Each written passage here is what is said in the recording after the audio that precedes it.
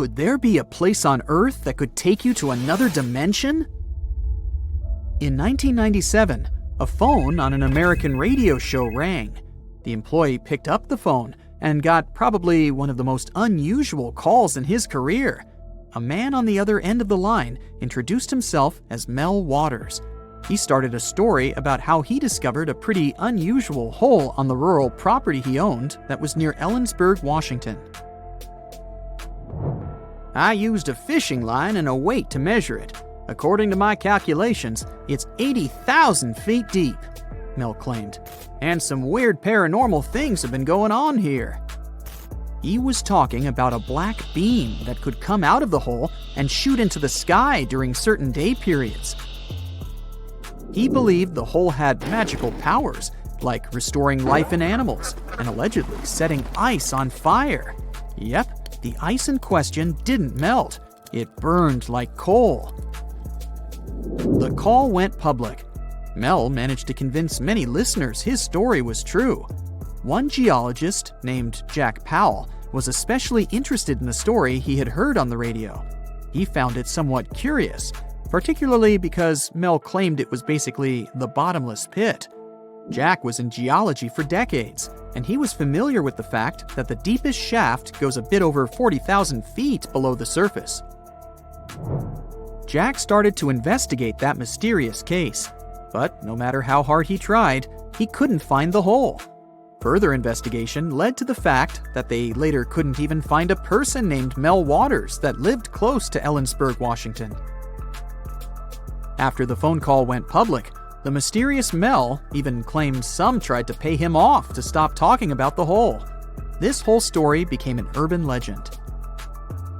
Later, many people claimed they found that hole and saw weird things happening there.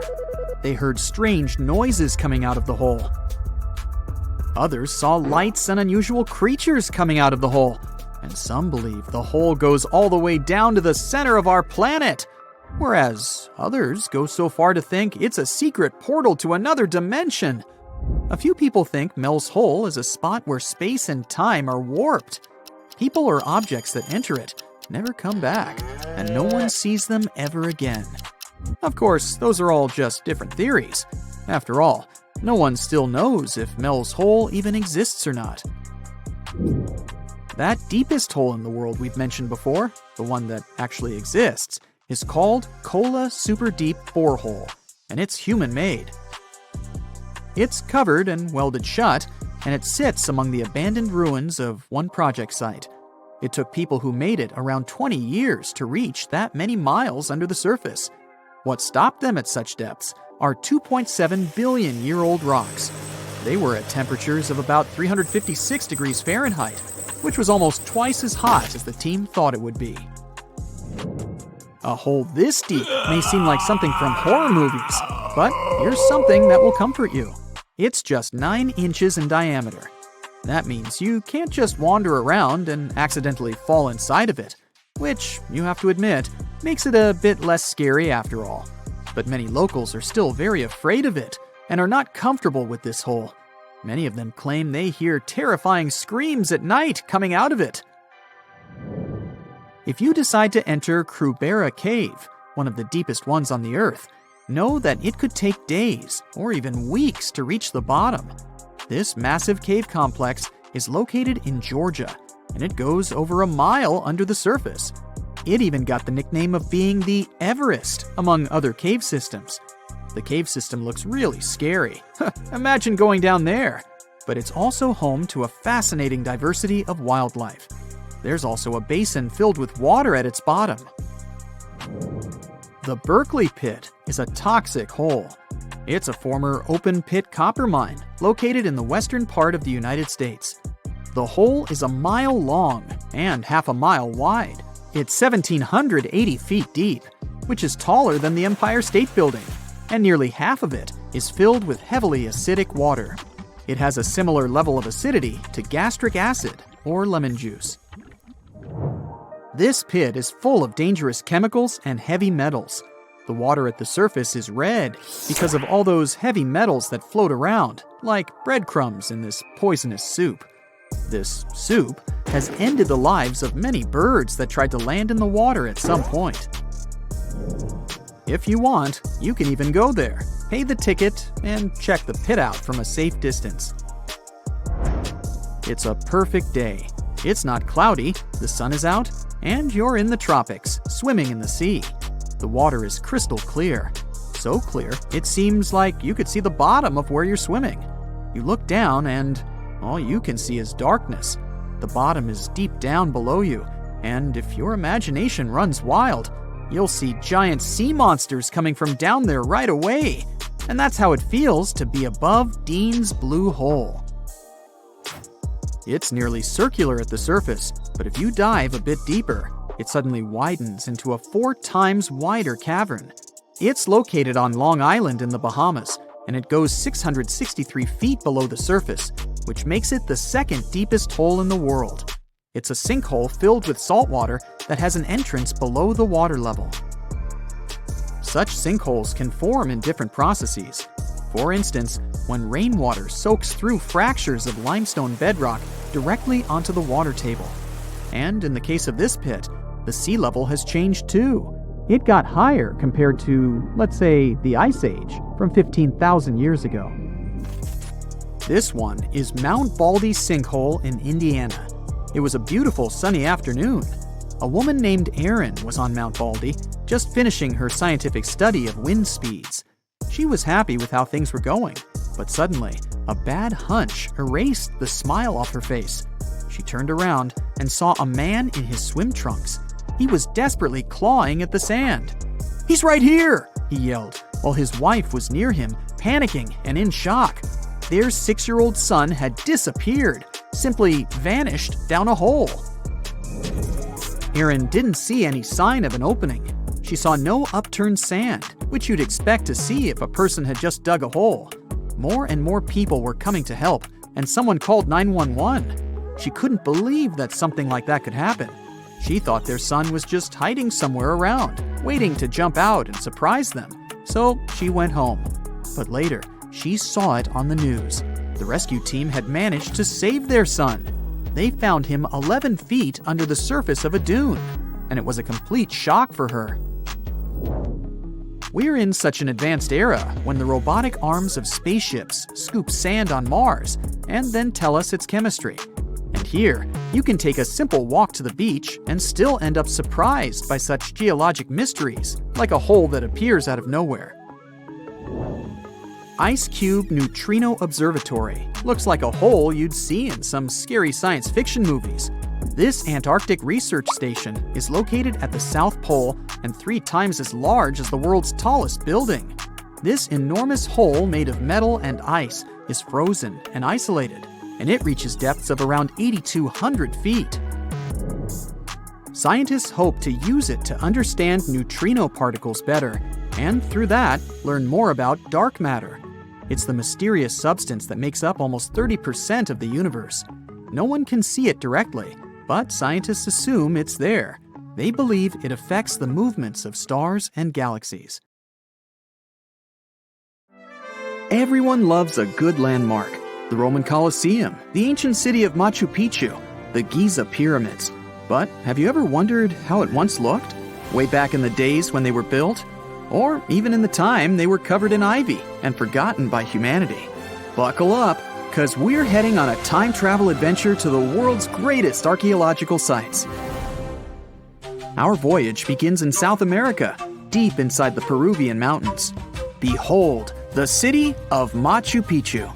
Machu Picchu is a monument to the ingenuity and power of the Inca civilization. During its prime, the Inca civilization stretched 2,500 miles along South America's coastline from modern-day Ecuador all the way down to Chile. And Machu Picchu was located at the heart and center of it. The historic site was constructed at around 7,000 feet above sea level, more or less around 1450 BCE. The gated city consisted of around 150 buildings made of stone. The Incas managed to build temples, houses, and even a complex aqueduct system to irrigate the entire town. And yes, they did all that without the help of wheels or any instrument made of iron. The housing model is somewhat similar to stone houses we see nowadays, with the difference that the Incas didn't use any cement to stick together the blocks of stone. Yet, they fit seamlessly on top of each other. Not only that, the Incas must have developed a rudimentary yet effective anti-earthquake technology, since, in the event of a quake, the rocks would shake without falling out of place. If Machu Picchu had been built today, it would have cost over $70 million to finish the entire thing. The purpose of the site is still a mystery to many historians. Theories suggest that it could have been built as a ceremonial site, a safety base for the Inca people, or even a retreat for royalty. What we know for a fact is that in the 16th century, 100 years after Machu Picchu was built, its population abandoned it, with tree roots taking over the majority of the site and keeping it hidden from humankind for over 4 centuries. It wasn't until the 20th century that the world was reintroduced to Machu Picchu when a Peruvian farmer led Yale University professor Hiram Bingham III to visit the site. Since then, Bingham and many other explorers dedicated their lives and research to studying the archaeological wonder of Machu Picchu.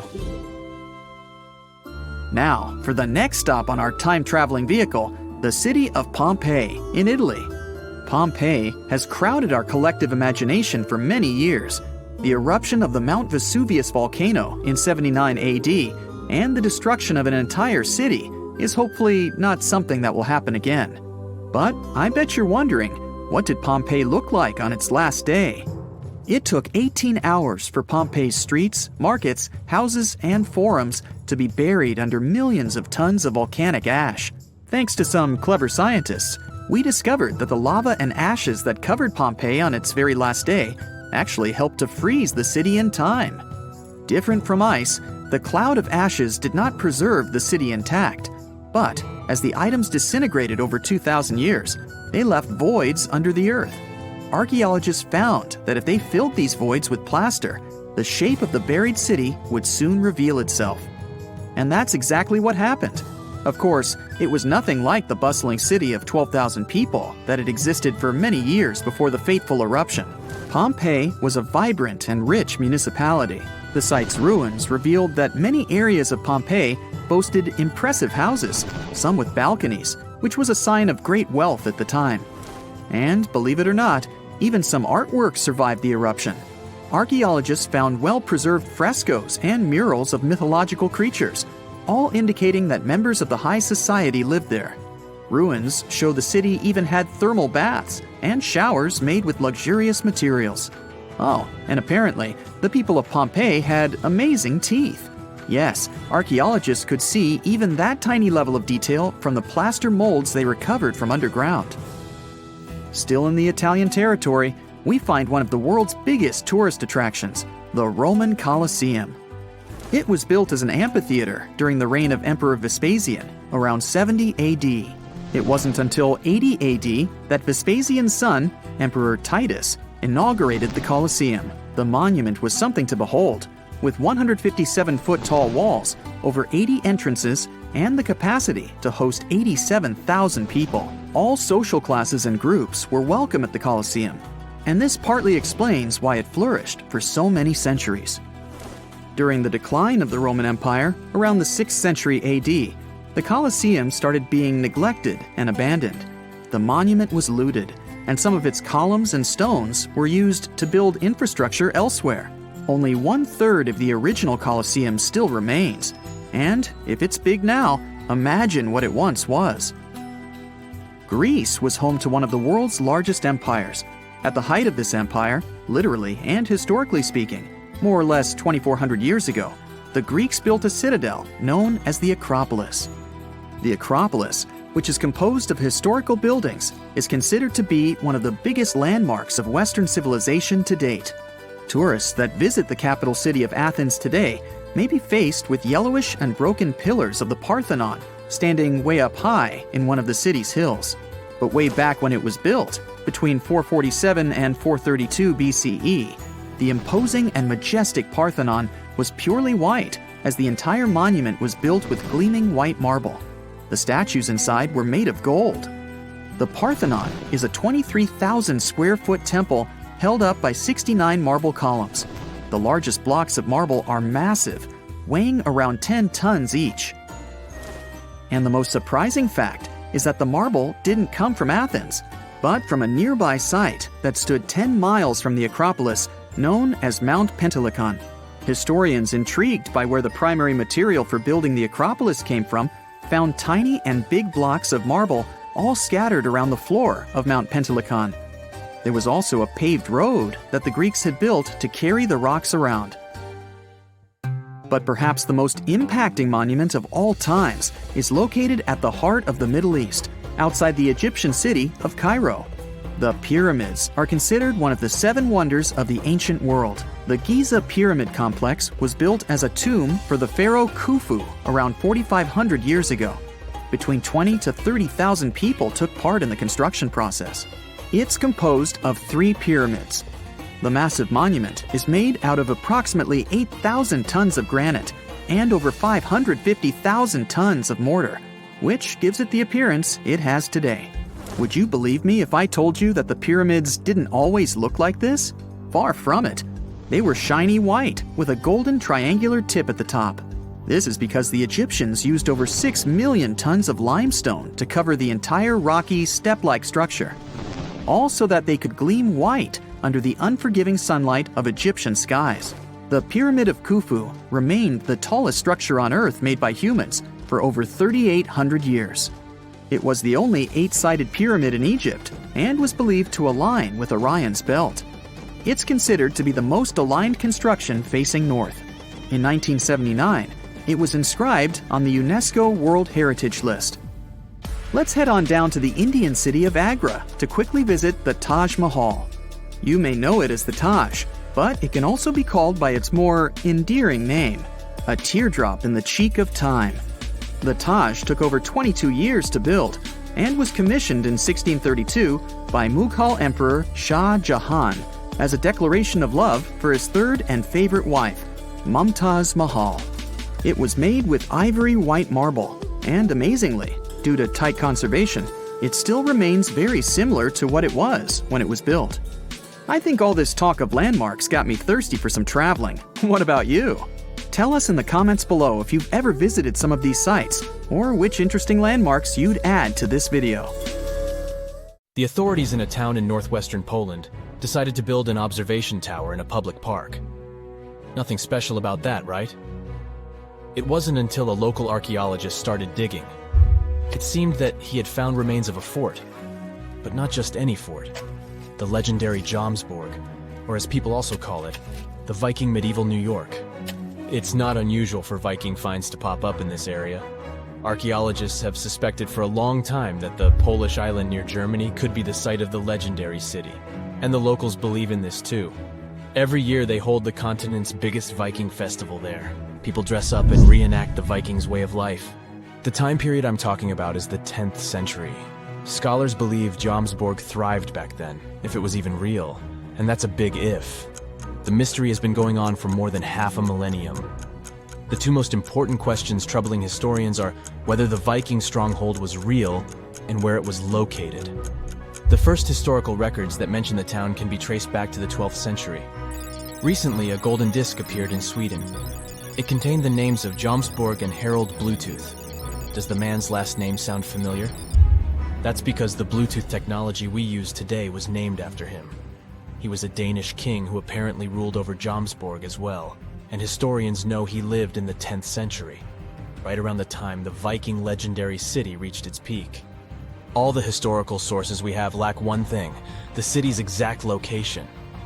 Ancient texts describe Jomsborg as a vibrant trading post that grew around a fortress. It had thousands of residents and a pier for ships to dock. This settlement should be somewhere along the southern coast of the Baltic Sea. Just the Polish section of the coastline is more than 4 times longer than the Grand Canyon. The city could be anywhere within the medieval Wendland. Today, this region is split between Germany and Poland, and it's called Pomerania. Luckily for archaeology buffs, there are clues. The Polish city with the newly discovered fort lies near a lagoon. According to ancient sources, the legendary city had room for hundreds of ships. Sagas put the total number of vessels at 360. These are Old Norse epics in prose. A lagoon is the perfect place to moor a large fleet. The The waters here are calm. There are no big waves like in the open sea. Speaking of the sea, some historians believe that the city now lies underwater.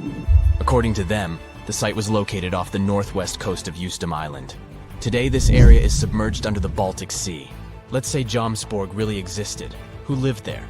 The name of the inhabitants is not very imaginative. Jomsvikings. These people are just as mysterious as their fabled city. They are mentioned in sagas and legends. And there are a couple of rune stones, those are raised stones with runic letters, that mention battles they took part in. Runes were a writing system used by Germanic peoples, including the Vikings, before they adopted the Latin script. And that's pretty much it. There's no hard archaeological evidence that would prove Jomsvikings ever existed. If these myths and legends turn out to be true, then Jomsborg really resembled New York. All nationalities with historical ties to the region lived there. Germans, Slavs, and Vikings. Now keep in mind that a Viking wasn't a nationality but more of a profession. The hotspot of Viking activity was present-day Sweden and Denmark. A lot of Vikings had Scandinavian origins, but not all of them. In terms of genes, they were a mixed bunch. Scientists even found evidence that some Vikings came from southern Europe, but none of them wore those helmets with horns. We owe that image to 19th century operas. The real Vikings had simple iron helmets with a prominent nose guard. The Jomsvikings were sort of a brotherhood, and in any tight-knit community, members had to obey certain rules. One of them stated that you had to be brave. This meant that if your opponent is not bigger than you and didn't have better fighting tools, you weren't allowed to flee the scene. Sounds a bit far-fetched, but this was an actual Viking rule of conduct. Also, Vikings could leave the city for only 3 days. Any longer, absence required permission from the elders, and they wouldn't allow you to have a conflict with anyone from the Brotherhood. Forgive and forget seemed to have been the Jomsvikings' motto. These rules sound fair, but Jomsborg didn't last long. It only existed for some 85 years. That's the length of the average lifespan in the European Union today. Basically, one human generation. In fact, the whole Viking Age lasted shortly, just over 2 centuries in total. But this was long enough to create the legend of the Norsemen. They are all over our popular culture. There was a TV show, Vikings, and the movie, The Northman. Even the animated movie How to Train Your Dragon had a little Viking as the main hero. And most of them mention a place from Norse mythology, Valhalla. Now, if Jomsborg is semi-legendary, Valhalla is 100% fiction. It is the Hall of Fallen Warriors. Remember how the Jomsvikings had to honor a code of behavior? They did so in the hope of earning their place in Valhalla. This was a splendid place. The people there feast on boar meat every day, under a roof made of shields. Every Viking's dream, right? That's not all. They get into scrimmages with each other on a daily basis. But what exactly motivated the Vikings to take up a life of seafaring? There is no simple answer, but this seems to be a rags-to-riches story. Scandinavian people traded fur with other European nations. From them, they found out about the riches that lay to the south of their homeland. And they also knew that European leaders didn't always get along well with each other. So why not take advantage of this and earn extra cash on the side? The Vikings' motivation seems pretty modern. The very first raid was carried out by Norwegian Vikings. They sailed across the North Sea to northeast England. Europeans were shocked by the boldness of these raiders from the north. The Viking Age was about to begin. The Norsemen soon realized that European nations were ready to pay a hefty sum to avoid their visits. At the beginning of the 11th century, the English paid the Vikings more than $300,000 in today's money to leave them alone. There was even a special word for this tax. The influx of all this wealth made the Vikings' appetite only grow bigger. But this was all about to change in 1066, possibly the most important date in English history. That year, the last great Viking king went to England. However, he couldn't find victory at Stamford Bridge. Yes, the place where the Chelsea Football Club plays its matches today. After the Norwegian king lost, the number of raids decreased. The Europeans were better equipped to defend themselves. The Viking Age slowly came to an end. But this didn't mean that the Vikings were gone forever. They stayed in Iceland for 400 years. The island was largely uninhabited before they came in the 9th century. And in England, the Vikings left their trace in place names. Every town that ends in by was first settled by these Scandinavians. There are around 2,000 place names across Great Britain and Ireland that can be linked to the Vikings.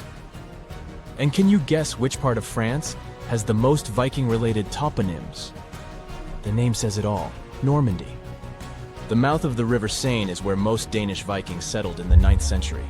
From there, they sent several raiding parties to Paris itself. So, imagine you're 15 and you get bored of playing video games. Instead, to pass the time, you decide to give some attention to an old hobby of yours: tracking down lost Mayan cities. You've heard that some ancient civilizations are said to have built entire cities based on constellations, so you decide to check out whether that was true for the Mayans. You find a book containing all the constellations the Mayan civilization believed to exist. You open good old Google Maps and map every ancient Mayan city discovered to date. You start seeing that this information actually matches. And truly, the biggest ancient Mayan cities correspond to the brightest and biggest stars of the Mayan constellations. Okay, this is getting interesting. You manage to map out over 100 ancient cities when you suddenly notice something strange. There's an area in the Yucatan Peninsula in Mexico where archaeologists have unearthed 2 Mayan cities. But on the constellation map, there are 3 stars. Could this mean there is a long-lost city waiting to be discovered nearby? You might think this sounds too daydreaming, but the story is actually true. The previous account happened to a Canadian teenager named William Gaddery. The boy is known as a science genius and had even won an award for the constellation theory we presented just now. When he noticed that a 3rd city was missing from the 23rd constellation he was examining, he began to scour the internet for satellite pictures that could help him solve this mystery. He looked into images from NASA, JAXA, a Japan-based satellite company, and Google Earth. These images were still insufficient to answer his questions, so he reached out to a friend inside the Canadian Space Agency. His friend provided him with state-of-the-art satellite imagery that gave him the answer he was looking for. According to the images, there is a large square area right on the border of Mexico and Belize, which looks like the remains of a city. William took the images to a remote sensing expert known as Dr. Armand Laroque from the University of New Brunswick. They studied the images thoroughly and concluded that the area could be housing 30 buildings and even a large pyramid. The scientific and archaeological community went crazy with the 15-year-old's discovery. Could this really be true? Some background. Lost Mayan cities began to be unearthed in the mid-20th century. Since then, ruins from cities such as Tikal, Palenque, and Uxmal have been rediscovered. The Mayans were one of the biggest pre-Columbian civilizations living in the Americas. They began to settle in the area as early as 1500 BCE. Experts believe that, at its height, the Mayan civilization consisted of over 40 cities, with a population of millions of people. That's a crowd. And their cities were pretty interesting. Their civilization spanned over Mexico's Yucatan Peninsula, Guatemala, and Belize.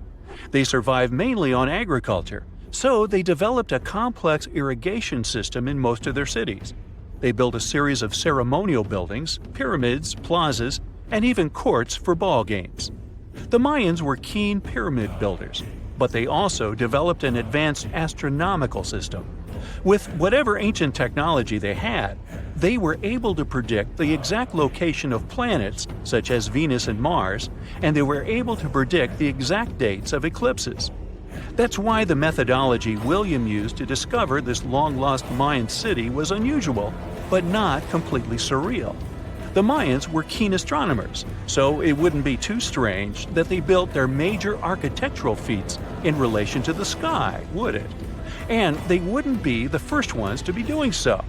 There is a famous fringe of Egyptology dedicated to studying how the Giza pyramids were built in perfect alignment with the Orion constellation, meaning that each pyramid was purposely built to align with one of the major stars of Orion's belt. According to William, he first had the idea to look at the Mayan constellations because he couldn't understand why the Mayans built their cities where they built them. Most major cities, such as Chichen Itza and Uxmal, aren't near any rivers or significant bodies of water. Instead, they're built on marginal lands and on top of mountains. which confused the 15-year-old. His next thought was that it might have something to do with astronomy. William named the new city he discovered Mouth of Fire, which is also my nickname, and he even won a merit award for his hard work. However, his theory was very much contested inside the archaeological community, and many Mayan experts worked to debunk William's findings. Some archaeologists say that constellation theories are too unscientific. Anthony Aveni, a renowned anthropologist and astronomer, referred to William's methodology as an act of creative imagination. He explained that there is no way to be sure what the Mayan constellations really were. It's all just hypothetical. Another debunking of William's findings came from Mayanist David Stewart, who said that the object identified on the satellite imagery is nothing but an old cornfield. His claim was supported by an expedition that took place near the area in 2021, when the archaeologists present reported there was nothing at all in this area. Still, a 15-year-old boy almost found a long-lost Mayan city, which is pretty exciting if you ask me. Similar techniques as those used by William are actually being used to unearth lost civilizations all over the world. According to space archaeologist Sarah Parquet, satellite imagery has been a key player in discovering ancient cities in Egypt and other places. Sarah herself spends most of her days scouring images for any sign of where there could have been cities long ago. What happens, she says, is that any time you have something buried, it's going to be covered either by vegetation, soil or sand, or some other modern construction on top of it. In order to assess whether there is something hidden under large canopies of vegetation or not, she uses infrared technology, for instance. A major recent discovery in Brazil was done in a similar way. Satellite imagery detected a network of trenches dating back to 200 to 1200 CE. These suggest settlements that could have supported around 60,000 people. But in this case, the satellite imagery did indeed correspond to what was on the ground. Researchers from the University of Florida found several mounds that were accompanied by ditches and geoglyphs. Archaeologists also found remnants of carefully designed walls, centered around plazas, much like the type of construction done by the ancient Mayans. Advances in satellite tech have also shed new light on long-discovered ancient Mayan cities, such as Tikal. Located in the heart of the Guatemalan jungle, Tikal is believed to have been the capital of the ancient Mayan Empire. At its height, it was comparable in importance to cities such as London or New York in today's world. It was composed of a series of complex monuments, many of them believed to have been the resting places of kings and chiefs. Tikal is already known to have been big, but recent discoveries show it could have been even 3 times larger than what scientists originally believed. The main discovery revolves around a fortification on the outskirts of the city, indicating how far the original city stretched. And new discoveries still take place. In 2017, researchers also unearthed new clues regarding the potential causes of the decline of the Mayan civilization. Using data from a Sidon seawall located 62 miles southwest of Tikal, scientists analyzed radiocarbon data from ceramics and archaeological excavations to extract new information about the sudden demise of this great civilization. The information shows that, instead of a sudden collapse, the Mayans most likely collapsed in waves of social instability and political crises. These events are believed to have deteriorated Mayan city centers and began causing the dispersion of the Mayan population. Well, it seems like it's a prime time to uncover ancient ruins. What do you say? Will you give it a try as well? Welcome to Rapa Nui, better known as Easter Island. It's a tiny speck in the vast Pacific Ocean, 2,200 miles away from the coast of Chile. This island is most famous for its eerie moai statues. This place is also home to one of the most mysterious writing systems in the world, called Ronga Ronga. We found it on 27 small wooden tablets. For years, historians have been arguing about the true history of these tablets, and now we might have found the truth. Humans first set foot on this island in the 12th century. For many years, it was home to the Rapa Nui people. They were pretty isolated out there in the Pacific Ocean until Europeans arrived in the 1720s. Europeans brought with them lots of troubles, leaving only a small fraction of the native population alive. Later in the 19th century, a missionary, Eugene Iro, went to the island and discovered the wooden tablets with intricate symbols carved on them. He wrote how marvelous they are, but there are hundreds of them on the island, and that they can be found in every household.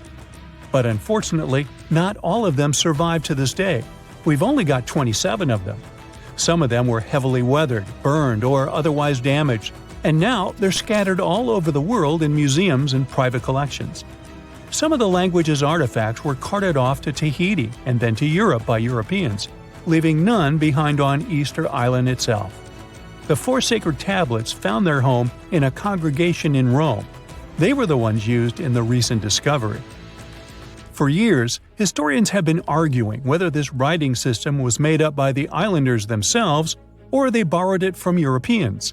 To find the truth, they decided to use a technique called radiocarbon dating.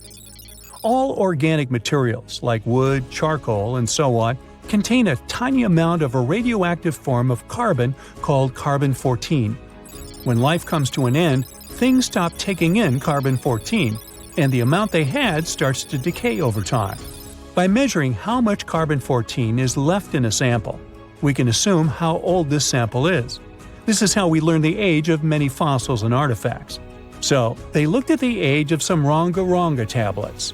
3 of them were crafted from trees grown in the 18th or 19th century, which aligns with the arrival of Europeans. However, one of them is older than the Europeans' first visit to the island. There are 2 reasons to believe that Rapa Nui people created this writing system themselves. First, Ronga-Ronga works differently from European languages. Decoding it is a pretty hard task. Unlike English, this language boasts over 400 unique glyphs, none of which resemble any known writing system. There were many attempts to decipher this language, and none of them were successful so far. And second, one of the tablets is shown to be from around the 15th century, before the Europeans arrived. The problem is that radiocarbon dating can only tell us when the wood the tablet was made from was cut down, not when the writing was put on it. And since we've only got one tablet to go by, this isn't enough to be completely sure. On the other hand, why and where would they preserve cut wood for over 200 years just to grab it and write something on it one day? But anthropologists and historians say that it's possible. Scarce wood resources might have led the islanders to reuse old driftwood, which could be centuries older than the writing itself. This is known as the old wood problem in archaeology. Plus, the tablet looks very preserved. It was maintained to protect it from wood-damaging insects, humidity, and so on. That's why it survived over the centuries. Whatever is written on it, it was probably important for the Rapa Nui people. Now, all of these are guesses and clues, but scientists are cautiously optimistic. They believe that Ronga-Ronga could be one of the rare instances of independent writing invention, like those of the Sumerians or the Egyptians. But we need more evidence. In the Rapa Nui language, rogo-rogo means to recite or to declaim. Not everyone could write, only a select few. Probably only the elite of Easter Island, mostly men, knew and could read this written language. After colonization, none of them survived. So now we have to rack our brains trying to figure out what's written here. First, scholars can't agree on what type of script it is. We aren't even sure that this was their language. But even if it was, we don't know whether it's a primitive form of writing or a fully developed system. In the 1990s, a linguist, Stephen Roger Fisher, believed he might have cracked the code of Ronga-Ronga structure. His idea was that these tablets conveyed cosmogonies.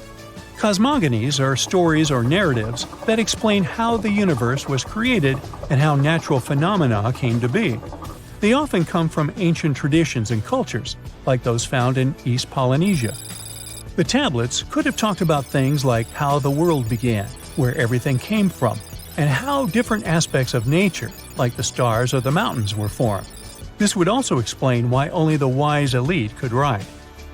Fisher thought that Ronga-Ronga is a mix of logographic and semasiographic systems, which means that some symbols represent spoken words, while others represent ideas or concepts. But deciphering them would be very hard because it requires extensive memory and knowing context, because the symbols are more like hints than complete expressions. However, other language experts disagreed with his ideas, saying there were problems with how he put together his theory. Unfortunately, Fisher couldn't prove this hypothesis. Maybe these are just drawings. If we look at the tablets, there are some things that look recognizable: people, animals, plants, and geometric shapes. There are some birds. One of them looks like a frigate bird, which Rapa Nui people associate with the deity Maki Maki. There are also fish, centipedes, and so on, or at least these glyphs look like them. Could it be just art or a form of decoration? Maybe, but there are some problems. The glyphs show a high degree of complexity and structure. They also keep the same style. For example, there are several symbols that show something human-like with a raised hand. The only difference is different heads. As if it wasn't complicated enough, this unique writing style also uses a system known as reverse boustrophodon. This means that each alternate line is flipped upside down, resembling nothing seen elsewhere. We don't know why they would turn the tablet upside down after each line. But all this shows that they had some sort of system and organization behind these symbols. Plus, it seems like they use these tablets every day for some practical purpose. But there's some hope for the future. New technology, like AI and other computer programs, might help us understand lost languages. We already started creating algorithms that could help us solve other mysteries, like the Voynich manuscript. Academics even organized the Vesuvius Challenge, a machine learning competition that, in 2023, cracked the riddle of the ancient Herculaneum scrolls. The scrolls were buried under volcanic mud after the catastrophic eruption of Mount Vesuvius in 79 AD.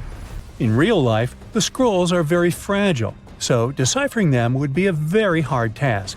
But with digital scanning and machine learning, it's much easier. They have a rich history. They most likely belong to the personal library of an Epicurean philosopher named Philodemus. These scrolls contain very important insights into Greek philosophy and Latin literature.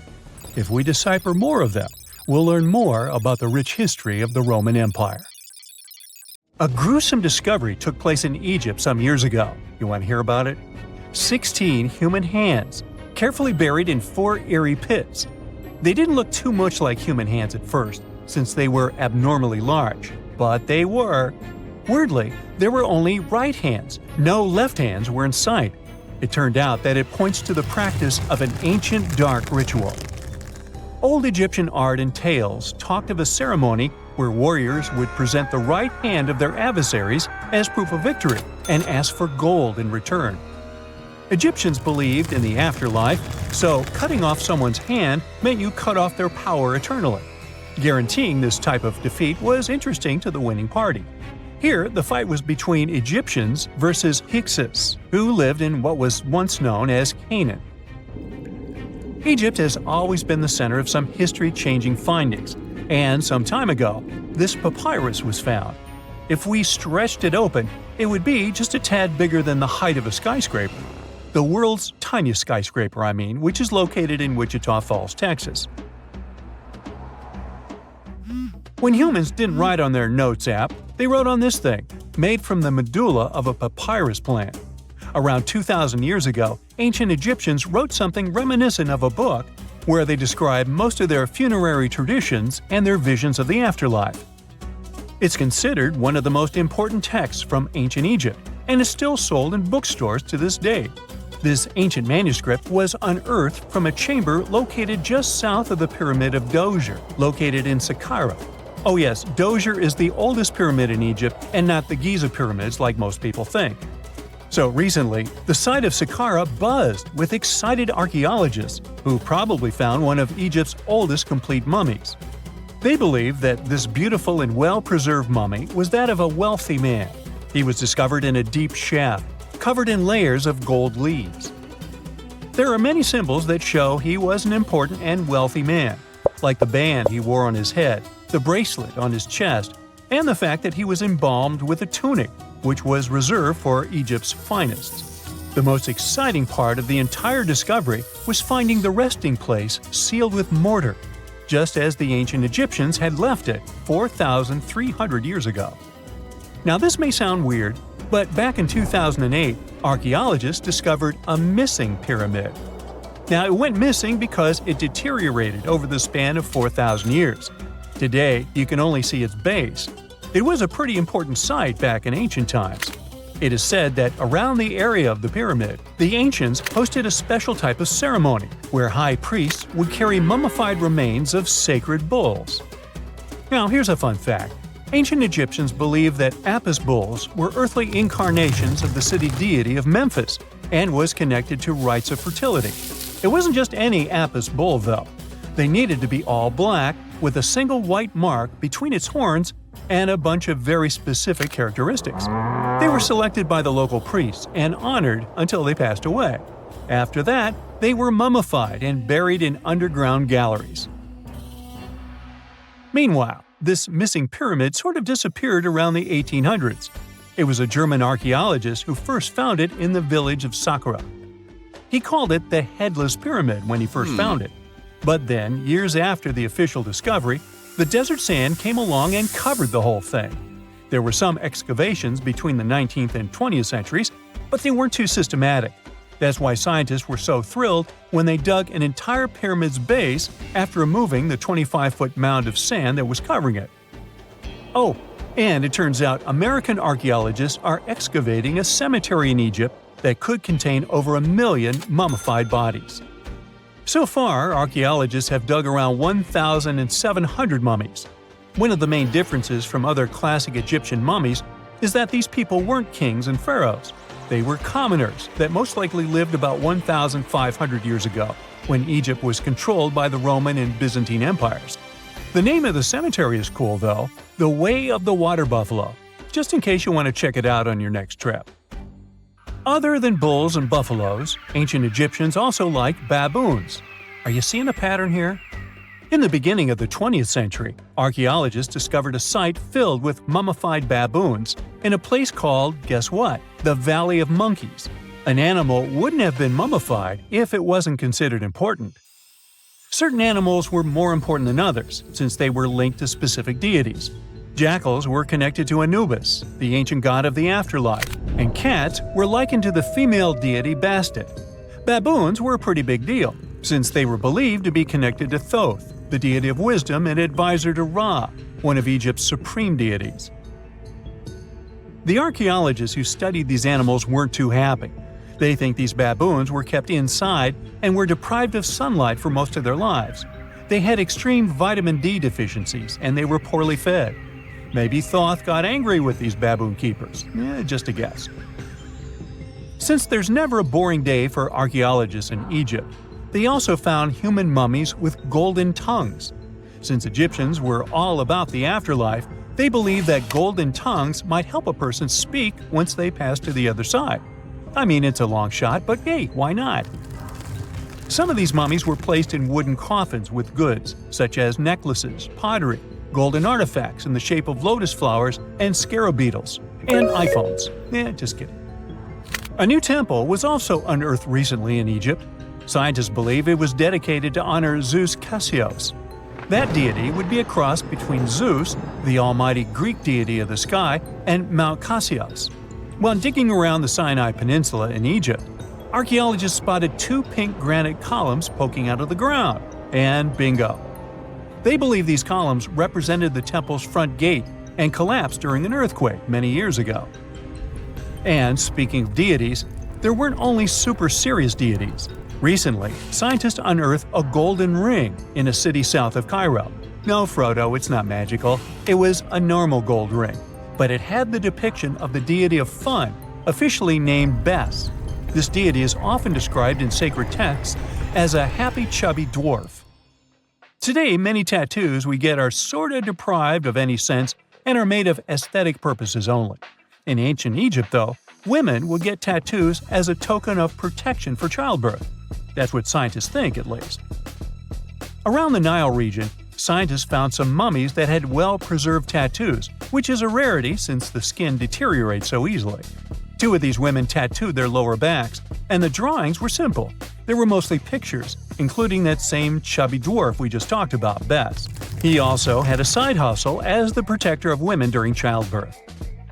Now, would you believe me if I told you ancient Egyptians invented robots? No? Well, that's because that's not entirely true. Sure, they were astronomers, mathematicians, and engineers, and somehow they also squeezed an eccentric invention into that package – an automated deity some scientists called Hathor. This wooden statue had been in the Metropolitan Museum of Art for years before someone noticed its secret. With the help of an X-ray machine, specialists discovered a mechanical operating system inside it. The pulley-like axis goes from the statue's shoulder to her left leg. When the system rotates, the statue raises and lowers her hand. Hey, pick me! Pick me! I got my hand up here. Imagine discovering an ancient city without leaving the comfort of your home. In 1963, a man in the Nevşehir province of Turkey did exactly that. He was renovating his house. He knocked down a wall in his basement and found a mysterious room. He continued digging and saw a tunnel. This is how Derinkuyu underground city was found. Derinkuyu is one of the deepest multi-level underground settlements of Cappadocia and in all of Turkey. This engineering masterpiece has 8 levels. The inhabitants living on those floors had access to cellars, storage areas, chapels, a school, a study room, and other structures. All floors are connected by an extensive network of tunnels. It's believed that the underground city was built as a shelter. You can't see the construction from the outside. Its depth is approximately 279 feet. The complex was large enough to shelter about 20,000 people, plus their livestock and food supplies. There's also a 180-foot ventilation shaft. People used it both for ventilation and as a well. The well supplied water both to the villagers living on the surface and to those hiding in the underground city. Interestingly, those living on the bottom levels were able to cut off the water supply for the upper and ground levels. This kept the water safe from potential poisoning. The place was designed for protection. The tunnels could be blocked from the inside with huge round rolling stone doors. The passageways were extremely narrow. Potential invaders had to enter the tunnels one at a time. Seems like they thought of everything in the 7th century BCE. Archaeologists believed the Phrygians were the ones who first built the levels. After them, the structure was used and enhanced in Roman times. This was when the chapels were added. The golden time of Derinkuyu, however, was during the Byzantine era. But how did these people manage to create such tunnels? Well, the rock they carved them into wasn't usual. It was soft volcanic rock. It appeared due to a geological process that began millions of years ago. Volcanic eruptions covered the area in thick ash.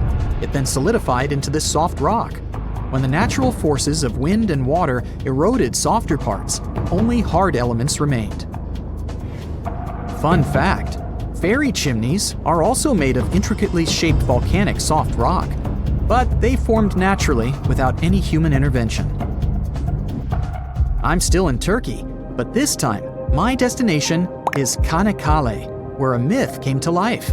For 3,000 years, people believed that Homer's Iliad was fiction and that Troy never existed. In 1863, everything changed. Expatriate Frank Calvert discovered ancient ruins in western Turkey. He was convinced they belonged to the ancient city of Troy. Heinrich Schliemann examined this area in 1868. That's when Troy saw sunlight again after all those centuries. Troy has complex layers. Over the years, 9 ancient cities were built on top of one another. Historians say that the area was strategically located between Europe and Asia, so it became a prosperous trade and cultural center. This strategic position made Troy attractive throughout history. After the Trojan conflict, the city was abandoned between the years 1100 to 700 BCE. Then Greek settlers rediscovered the area, and Alexander the Great ruled there. The Romans then invaded the city. Speaking of this event, the first thing you would see when visiting the site is a replica of the wooden Trojan horse from a movie shot in 2004. The next stop is Lothal. In the 1950s, Lothal and several other Harappan sites were discovered in India. These new provinces extended the boundaries of the Indus Valley civilization. Lothal was an important part of the Harappan civilization. It had vast cotton and rice fields. Plus, it had a bead-making factory. Beads were made from semi-precious stones, like agate. Many of these beads were later found in Mesopotamia, which serves as evidence that Lothal was a thriving trading port. Archaeologists believe that the city was part of an ancient trade route. Traces of agriculture? Check. Traces of trade? Check. What else? The remains of residential buildings, streets, bathing pavements, and drains. Some real city planning, and impressive examples of early urbanization. The town was well constructed. There were modern houses. Some of them had 6 rooms, bathrooms, a large courtyard, and even a veranda. Lothal also had the world's oldest known dock. It linked the city with the Sabarmati River and the trade route.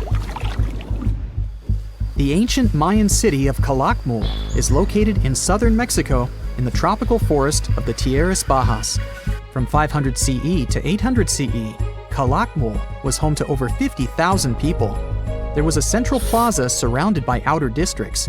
And if we count both the inhabitants of all those outer areas and those who lived in the center, Calakmul had a population of more than 1.5 million people. It was a city that was habitable for 12 centuries. It's believed that the place had more constructions than any other excavated Maya settlements in the region. After 1000 CE, the Maya civilization there faced a downfall. The settlement that was once the center of Mesoamerica was almost completely abandoned. The ancient city was at the heart of the second largest tropical forest in America. The site is well preserved, so today, if you were to visit it, you would be able to picture what life looked like in ancient Mayan times. The city remains include architectural complexes and sculpted monuments, defensive systems, quarries, water management features, agricultural terraces, massive temple pyramids, and palaces, not to mention a variety of body ornaments and other accompanying objects. It proves that complex state-organized societies lived in this tropical forest. The Mayans depicted nature in their paintings, pottery, sculptures, rituals, and even food. I'm moving on to a place people thought didn't really exist. The city of Thonis Heracleion appeared only in a few inscriptions and ancient texts. Turns out, it was waiting to be discovered for thousands of years. Scientists searched the majority of the coast of Egypt. But then, archaeologist Frank Gaudio and his team detected a colossal face looking at them from under the water. The ancient city of Heracleion was discovered completely submerged 4 miles off Alexandria's coast. In the ruins of the lost city, there were 64 ships, 700 anchors, and a treasure trove of gold coins. Archaeologists consider a 16-foot tall statue and the temple remains the most important findings discovered by the expedition. Back then, the city had ceremonies and celebrations that took place in the Temple of Amun. The ruins and artifacts were made from granite and diorite, so they were in good condition even after having been in contact with water for centuries. They give people a glimpse into what life was like 2,300 years ago in one of the most important trade ports of the world. The city had a network of canals. You can think of it as an ancient Egyptian Venice. The canals linked many separate harbors and anchorages. Towers, temples, houses, and other structures were also linked by bridges. Thonis Heracleion was the country's main port for international trade and the collection of taxes. No one really knows how the city ended up submerged, but archaeologists connect it with natural causes. At the end of the 2nd century BCE, most probably after a flood, Heracleion got covered with water. Then, Alexandria, the city founded by Alexander the Great, became more glorious than Heracleion. Before Alexandria's fame, Heracleion was the main port of entry to Egypt. So, after the disaster, many ships heading for Heracleion had to change their route and go to Alexandria. Heracleion lost its glory until its rediscovery in 1933. Mesa Verde is an American national park in Colorado. The park is the largest archaeological preserve in the U.S., with more than 5,000 sites, including 600 cliff dwellings. Mesa Verde means green table in Spanish. The name comes from the shape of the mountains in the area, with flat tops and steep sides. The park is an ancestral Puebloan archaeological site. Starting from 7500 BCE, a group of nomadic Paleo-Indians seasonally lived in Mesa Verde. They were hunters, gatherers, and crop farmers. They built the first pueblos in the region. By the end of the 12th century, the Mesa Verdeans began constructing massive cliff dwellings, which are now the best-known structures in the park. Meet Costello. He's a Brazilian reef octopus. But Costello isn't a regular octopus. While watching him, scientists began to suspect that he might be experiencing nightmares. When he was sleeping, he was changing colors, making some wild movements, expelling water, and even releasing ink. They decided to study Costello for a while. His behavior during sleep resembled stress and fear. The study showed that he might see vivid dreams, which are, at times, spooky. Well, as just one octopus, these cute underwater creatures are known for their intelligence and sometimes human-like behavior, so it's entirely possible that they see dreams just like we do. In Costello's case, he might be haunted by memories of tough times off the coast of the Florida Keys. Poor Costello has a rough past. He lost a tentacle to a predator before captivity, so maybe that's what he sees in his dreams. If proven true, this discovery could reshape how we perceive intelligence and awareness in both animals and humans. Well, it turns out plants can talk. Well, kind of. Scientists found out that plants actually make ultrasonic clicks when they're stressed. Imagine tomatoes and tobacco plants in a jam. They're making sounds like popping bubble wrap, but way too high for us to hear. These are called ultrasonic signals, and they might be their way of indicating stress. That would mean that plants can communicate with each other, and stressed plants prefer to be drama queens and let everybody know about their troubles. They make around 30 to 50 pops and clicks per hour. Calm and healthy plants don't do nearly as much. And not only do plants talk, but even have their own language. They make different sounds depending on whether the plant is experiencing thirst or is bothered by a snipped stem or something else. Moreover, some of them are so dramatic that they start ringing alarms even before they show signs of dehydration, when they know they're getting close to it. Scientists aren't sure why they do that, though. They believe that it might involve cavitation, a term that means air bubbles dancing in the plant's plumbing. Plants that sing these symphonies include corn, wheat, grapes, and even cacti. That is quite a big discovery in agriculture. We could use it to check if our crops are thirsty and stuff like that. So now we'll be eavesdropping on plants and deciphering their secret language. Okay, time for some universal news. Recent studies are shaking up what we thought we knew about the universe's age. Our findings during the last decades showed that the universe must be around 13.7 billion years old.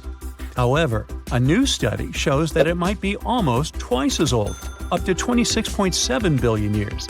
Keep in mind that it's not proven, so for now, the official number stays the same. Scientists were using the time since the Big Bang and studying ancient stars to measure the universe's age. But some stars were playing hard to get, looking older than the universe itself. For example, the ancient star Methuselah, which is estimated to be around 14 billion years old, which would be older than our universe. Also, the James Webb Space Telescope caught galaxies looking super mature just a few hundred million years after the Big Bang. All this poses some hard puzzles for astronomers. But this new hypothesis combines the expanding universe theory with something called the tired light theory. It suggests that light loses energy as it zips across cosmic distances. Combine this with the expanding universe theory, and bam! As the universe expands, the light loses energy, so we simply can't see all the super ancient stars that are very far away from us, which is why we could make a mistake in calculating our universe's age. The new model also pushes back when galaxies started forming. It suggests that those early galaxies spotted by the Webb telescope took way longer to form than we originally thought. This study is a serious shakeup in the scientific community. If we made such a huge mistake in calculations, we'd have to rethink the very fundamental astrophysics principles. That would be a giant leap, and we'd have to make a huge makeover of almost everything. Which is why we need to be very cautious about it. So while scientists test this new theory, we just have to wait for the results. Now, these aren't the only space news. The new AI technology is already being actively used for scientific research. This time, AI is helping us to look for signs of extraterrestrial life. Researchers in SETI created machine learning algorithms that would help us sift through the cosmic noise faster and more efficiently. When you point a radio telescope at the stars, it's like turning into a celestial radio station that's full of different signals. We catch everything from pulsars to radio galaxies and earthly interference. Obviously, it would be pretty hard to identify a potential signal from extraterrestrials in all this mess. For over 60 years, scientists had to do all this manually. It was a daunting task to scan the skies and explore countless stars and radio frequencies. But now, AI came to help. The algorithms are trained to recognize and distinguish known interference patterns, like those from mobile phones and electronic devices, amidst the cosmic data. They spot anything deviating from known patterns, the potential needle in the haystack. And we've already had some breakthroughs here. The astronomers caught 8 signals that didn't fit known patterns. While not confirmed as extraterrestrial life, they show that there's a great potential for future research. Going back to animals, this time we're visiting prehistoric Earth. Imagine turtles so massive they make today's turtles look like tiny toys. Recently, scientists stumbled upon the fossilized remains of one of these giants. It's a sea-dwelling titan that cruised the European waters about 80 to 70 million years ago. The discovery was accidental. A hiker in northern Spain stumbled upon fragments of this creature near the Pyrenees Mountains. This turtle was roughly the size of a rhino, around 30 feet in length. Just to give you an idea, this creature would be about the size of an average car. It shows that extreme sizes were more common before an extinction event. The turtles we know now, of smaller, still substantial sizes, dominated afterward. But the ancient oceans were filled with giant turtles munching on mollusks and jellyfish. This discovery also challenges the idea that gigantic turtles were exclusive to North America. The existence of this turtle proves that these colossal reptiles were hanging out in European waters too. So this might be just the tip of an iceberg, and you'll want to steer around that one too. And finally, NASA's James Webb Space Telescope has made a great discovery. It detected a crucial carbon compound in space. It's called methylcation, and this tiny molecule, even if it might seem insignificant, could help us unlock the secrets of interstellar organic chemistry. Carbon is incredibly important. Carbon molecules are building blocks that construct everything from stars to planets to, well, us. It's the key ingredient for life, and scientists are eager to understand how it shaped our existence on Earth, and if it could do the same elsewhere in the universe. And methylcation plays a very important role in the creation of complex carbon-based molecules. That's why it's very cool that we discovered methylcation, even if it's very far away. NASA scientists found it in a young star system. This system is chilling about 1,350 light-years away from us, in the Orion Nebula. The star in this system, which is smaller and a bit weaker than our Sun, is bombarded by intense ultraviolet light from nearby hot, young, massive stars. You'd think such strong UV radiation would destroy complex organic molecules. But the research team believes that it might actually kickstart the formation of these carbon compounds. Maybe stronger stars and their insane radiation levels actually work as energy sources for life. They set off a chemical chain reaction, which results in complex carbon stuff like plants and animals. Seems like we found yet another puzzle piece.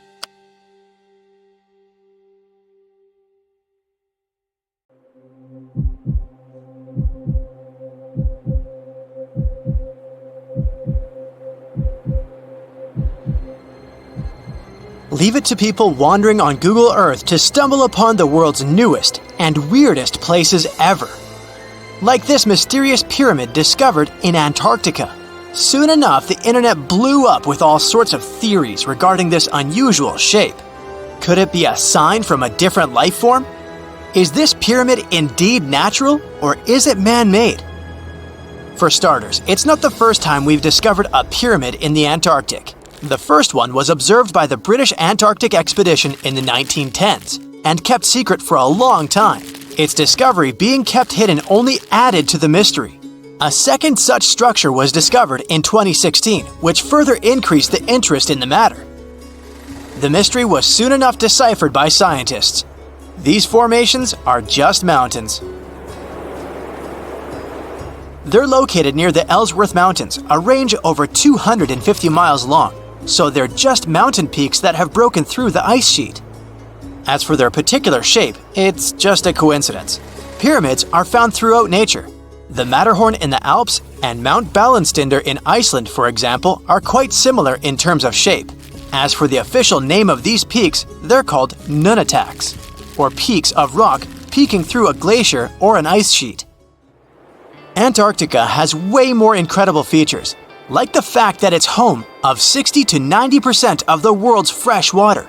That's because its ice sheet is the biggest on our planet, stretching across 5.4 million square miles. I'll spare you the calculations, but that leaves only 1% of the continent ice-free. Antarctica's ice reaches 2.7 miles thick at its deepest point, meaning half the height of Mount Everest. Should it ever melt completely, our sea levels would rise to roughly 200 feet. It wasn't always this cold, though. At some point in our planet's history, Antarctica had some average temperatures as the city of Melbourne has today. It took a lot of research, but scientists figured out that Antarctica's temperatures could have reached up to 62.6 degrees Fahrenheit. Sure, that was 40 to 50 million years ago, but if you think about it, it was at the same time when dinosaurs roamed our Earth. Time is also different on this icy continent. All the lines of longitude that help us calculate different time zones merge into a single point at the South Pole. Here, there are 6 months of daylight in the summer, followed by 6 months of complete darkness during the colder season. So, scientists working here stay, on average, in the same time zone they've come from.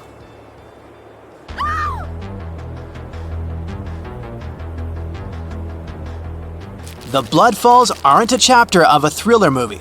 They are merely a series of waterfalls located in one of the driest regions of Antarctica. They emerge from an underground lake filled with a special type of bacteria. These little organisms use sulfates as fuel instead of sugars, which makes them very intriguing for scientists. The water contained in this lake is so full of iron that it basically just rusts when it meets air. So, the reddish color of the waterfall also gives it its trademark name. The megalodon was the largest predator ever known in our planet's history. In terms of its location, the megalodon lived practically in all waters on our globe, except near the poles. The reason why there were no megalodon teeth found in Antarctica is probably because the gigantic creature was adapted to only warm tropical and subtropical waters. If you plan to visit Antarctica by boat someday, just know you might not get there on a non-metallic boat. The hull of your transportation device must be made of either steel or aluminum to withstand the harsh weather conditions here. Antarctica isn't home to a lot of bugs. In fact, there is only one true species of insect that calls this place home. It's a wingless midge called Belgica antarctica. This fly is so tiny that it only reaches 0.08 to 0.23 inches long, but it's still the Antarctic's largest terrestrial animal. A lot of Antarctic fish also come with an antifreeze substance in their blood. They don't necessarily need it for protection against the cold temperature, but mostly against touching ice. These antifreezes are made up of large glycoprotein molecules. They surround any small ice crystals that may form, making sure they don't spread through the animal's tissues, which could cause a lot of damage. They also create a sort of small pillow blocking the sharp ice crystals, so they're less likely to cause any pain. It also doesn't rain a lot here on this icy continent, But one amazing meteorological quirk of Antarctica is that it's full of diamond dust. This dust is basically small ice crystals that pop out of humid air close to the Earth's surface. Think of it like an icy fog. As they flow through the air and get touched by sunlight, they begin to sparkle, making visitors here feel like they're surrounded by diamonds. It's probably the last place you'd want to go into labor, but in 1978, the first person was born here ever.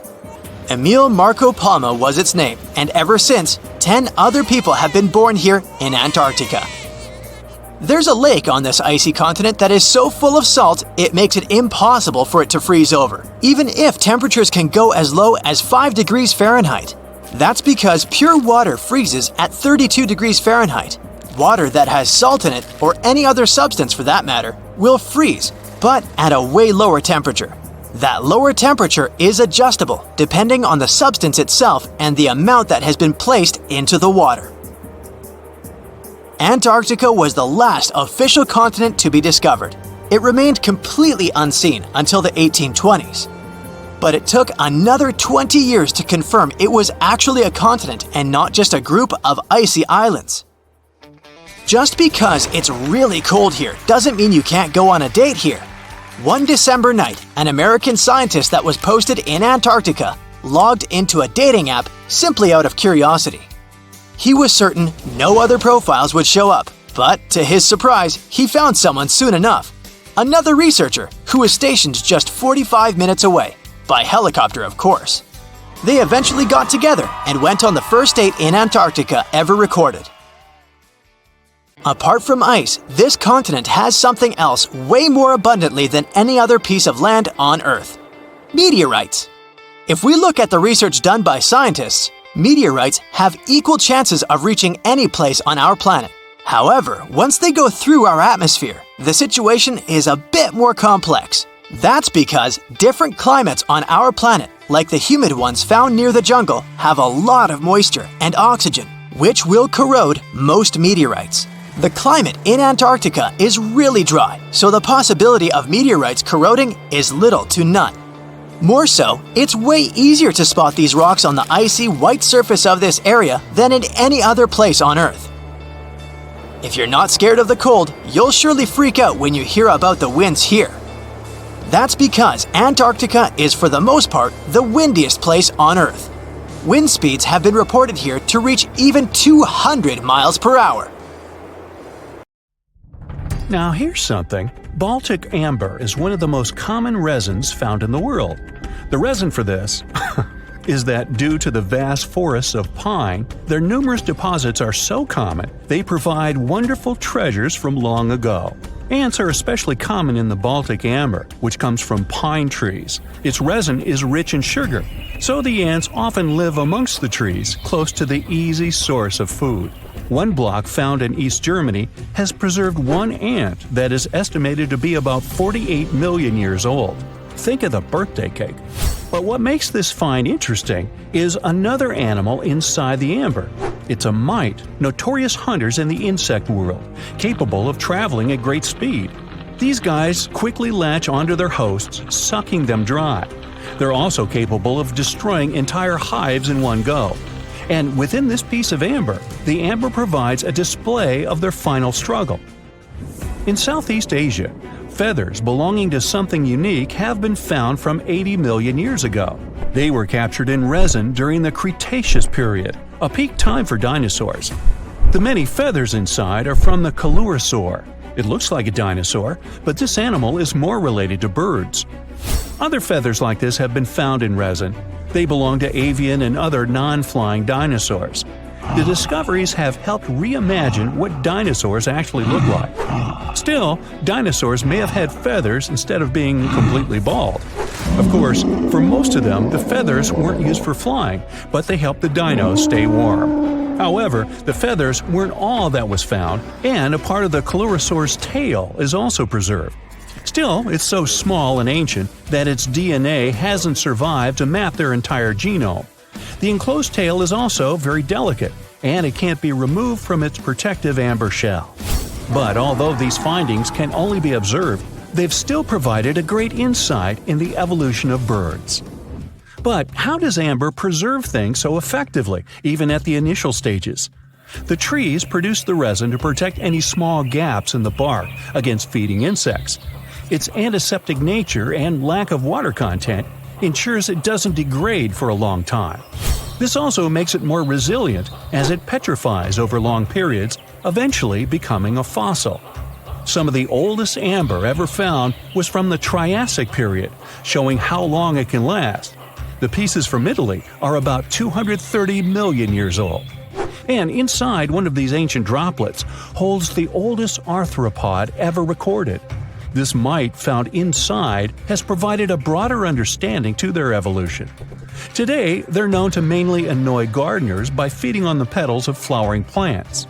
However, at the time the mite was caught, flowers didn't have any petals, and it would be without this tasty meal for another 100 million years. Now, 100 million years ago, Myanmar was part of Gondwana, the great supercontinent. At that time, Myanmar wasn't part of Asia yet. But it was still lush with a great forest, which contained many species of lizards that lived amongst the undergrowth, hiding away from dinosaurs. Many of them have been stored within amber. This fact helped discover ancestors of geckos and chameleons. By using CT scans, scientists have analyzed them, providing a glimpse into the formation of their scales, teeth, feet, and claws. It also provided an understanding of how these archaic creatures once appeared. Although mostly pieces of lizards, by using modern technology, the scientists have been able to create 3D images of the lizard. These images can reveal how those guys appeared in their full form. The images show that they still retain some of their exact features to this day, like the chameleon's sticky pads used for climbing. A salamander fossil from around 20 million years ago is one of the most intact specimens ever found in amber. Details of its final moments show that it had been attacked before getting stuck in the resin. However, what's confusing about this find from the Miocene era is that the amber was found in the Caribbean, but it came from a tree that's closer related to those from East Africa. The lizard also has ancestry from the same area. Finds like this have opened a whole new understanding about how these small lizards migrated. It's expected that they would have ridden fallen logs, which took them across the seas to new homelands, not only to the Caribbean, but to all continents except for Antarctica. Nobody goes there, it's too cold. In the Dominican Republic, you can find some of the rarest of all ambers. This Dominican amber came from neotropical forests from around 20 million years ago. Many of the trees that made the resin are now extinct. The amber is almost completely see-through and can come in an array of beautiful colors. The most common colors are red, yellow, and even blue, and are easily mistaken for gemstones. One was found with a flea caught in it, dating to when the forest was at its peak and the mammalian variety thrived. Fleas were likely common at the time, and this flea in particular had recently fed on a mammal before getting stuck. However, something more intriguing was found within the flea. While scientists checked what mammal DNA was within the flea, they found that it was carrying an ancient bacterial blight. These blights have been constant throughout Earth's history, dramatically decreasing populations of animals and plants. This now extinct blight in the amber helped scientists determine how much the bacteria have evolved and how it spread. Now, most remnants of insects inside amber aren't much more than the exoskeleton bodies.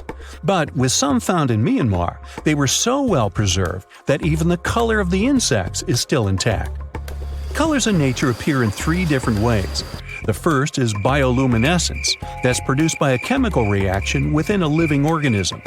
The second is about pigments, where the color appears in an animal or a plant tissue. The third is called structural coloration, and the production of colors here is explained by microscopic surfaces fine enough to react with the light. The rare insects in amber were found in the form of structural coloration, but only at specific wavelengths. It all explains the very intense colors rarely found. 99 million years later, these bugs can still show their vibrant colors – blue, purple, and green.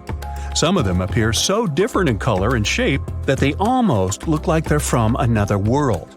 which of course they are, a very old one.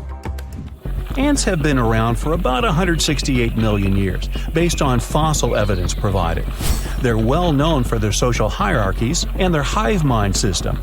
They've dominated almost every corner of the insect world, but when these social capabilities came about have been difficult to determine. Yet, recently, amber dated from 100 million years ago has shed some light into their evolution. Several amber pieces have preserved various ant types, including the worker ants, guardian or soldier ants, and even a queen ant. Before these pieces were found, it was estimated their social nature occurred millions of years later. A piece of amber dated 100 million years ago helped shed light on the evolution of birds. A perfectly preserved bird that hatched preserved in amber was already equipped with its flight feathers.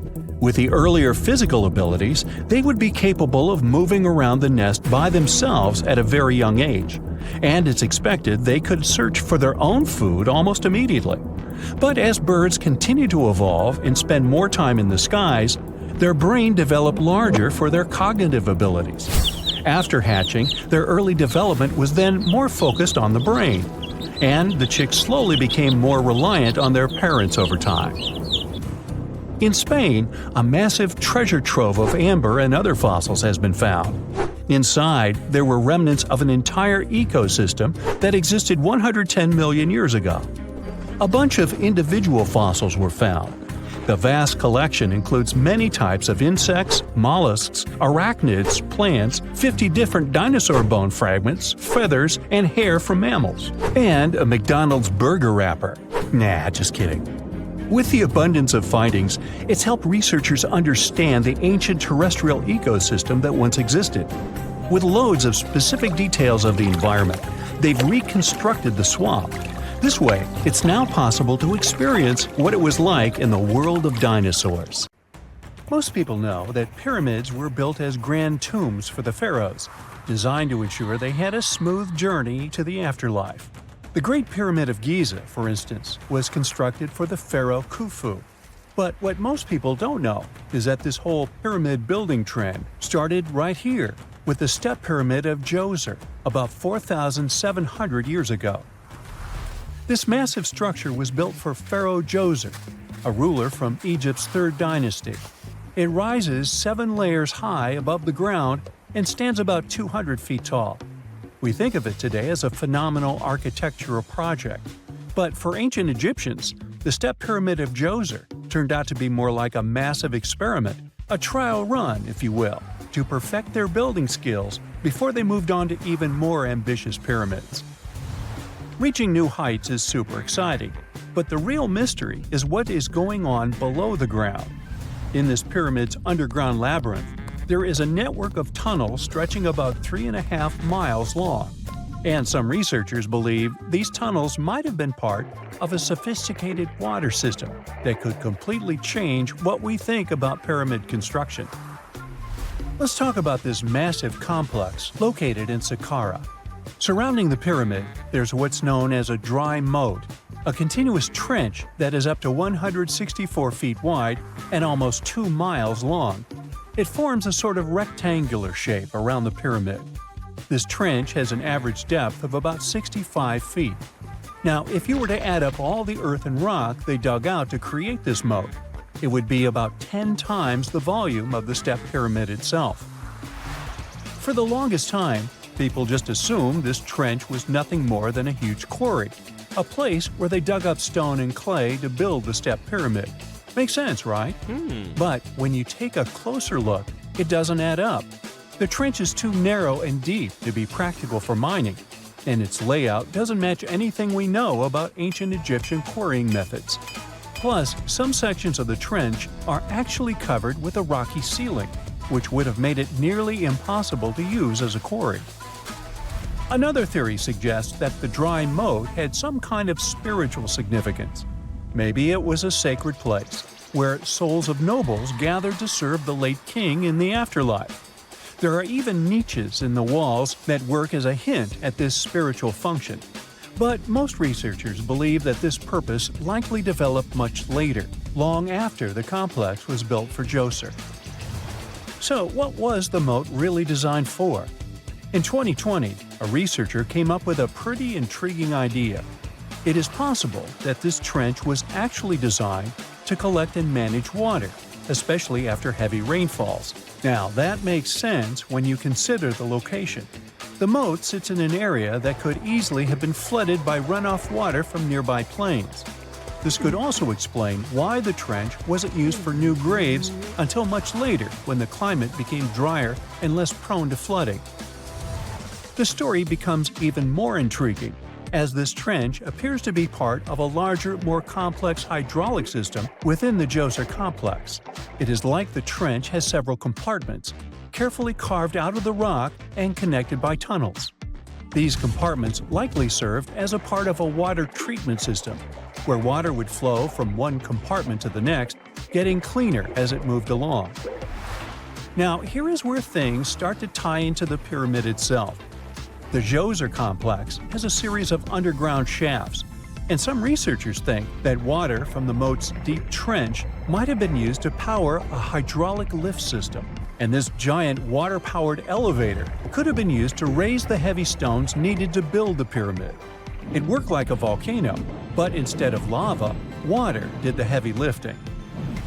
Imagine a big deep hole in the ground at the center of the pyramid site. Inside this hole, there was a huge wooden platform, kind of like a giant raft that could move up and down. When the workers wanted to lift a heavy stone, they would fill the hole with water. As the water rose, the wooden platform started to float up, carrying the stone with it, almost like a giant water-powered elevator. When the stone reached the right height, the workers slid it off the platform and onto the pyramid. The idea is that water from the deep trench, after being cleaned and filtered, would flow into these shafts. A massive float, possibly made of wood, would then rise as the water filled the shaft, lifting the stones up to where they were needed for construction. Once the stone was in place, they'd let the water out, lowering the platform back down to the bottom, ready to lift the next stone.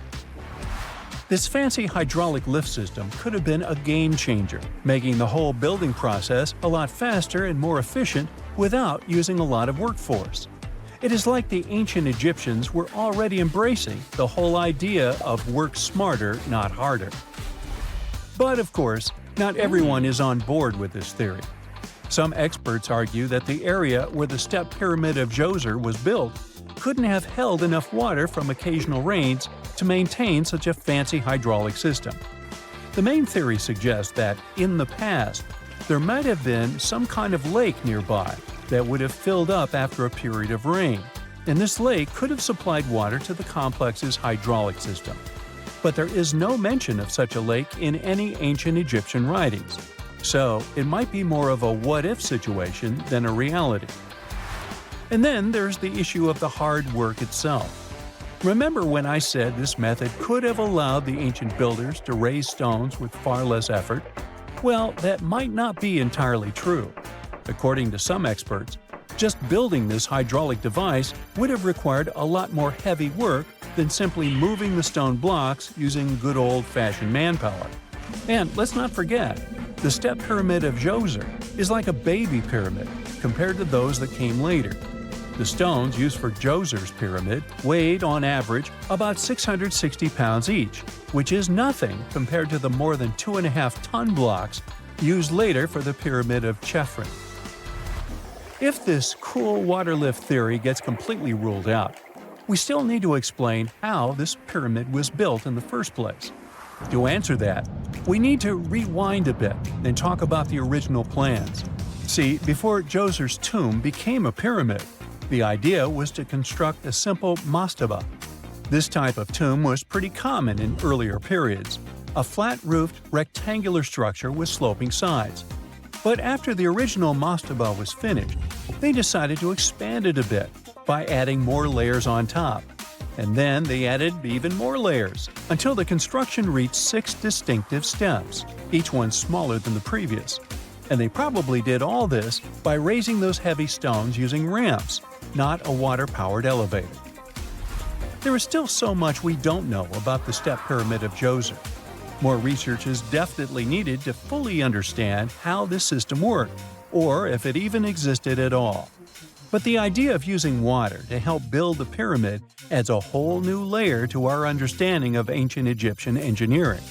It's a powerful reminder of just how clever and resourceful those builders were, using the natural landscape and the power of water to create one of the most iconic monuments in history. Ever since Plato wrote about the allegory of Atlantis, humanity has been fascinated with the possibility of the discovery of a thriving underwater civilization. Fancy joining me on a trip to a few historic underwater sites? Let's see what we can find out about ancient civilizations.